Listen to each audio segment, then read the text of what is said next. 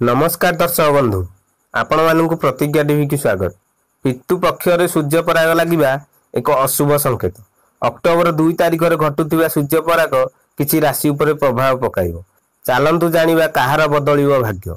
ज्योतिषक अनुसार पितृ पक्षर सूर्य पराग सह शेष हेबा भलो नुहे। वर्षर शेष सूर्य पराग 2 अक्टोबर 2024 दिन अमावास्या रे घटिबो। अक्टोबर 2 रे 9:13 रु 3:17 मध्य राति पर्यंत सूर्य पराग लागिबो। मिथुन राशि उपरे एई परागर अशुभ प्रभाव पड़िबो।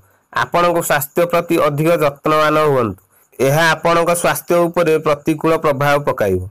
एही समय रे भूल स्थान रे विनियोग करंतु नाही। आर्थिक क्षति सह्या पई पड़ी पारे।